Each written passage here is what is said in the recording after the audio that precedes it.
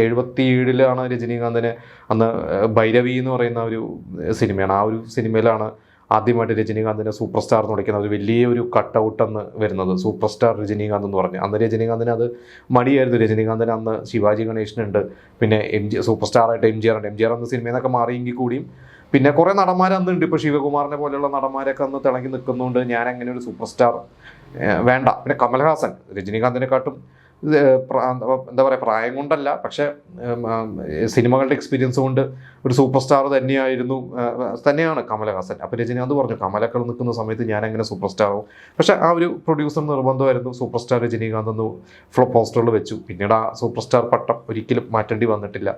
പിന്നെ അണ്ണാമലൈ എന്ന് പറഞ്ഞ സിനിമയ്ക്ക് വേണ്ടിയിട്ടാണ് അന്ന് മ്യൂസിക് ഡയറക്ടർ ദേവയാണ് നമ്മൾ ഇപ്പോഴും കാണുന്ന രജനി എന്നൊരു ടൈറ്റിൽ, സൂപ്പർ സ്റ്റാർ രജനി എന്ന് പറഞ്ഞൊരു ടൈറ്റിലൊക്കെ അത് അന്ന് അണ്ണാമലൈ എന്ന് പറയുന്ന ഒരു സിനിമയിലൂടെയാണ് തുടങ്ങുന്നത്. അത് ഇപ്പോഴും റീസെൻ്റായിട്ട് ഇറങ്ങിയ കൂലിയിൽ വരെ നമ്മളത് കണ്ടിട്ടുണ്ട്.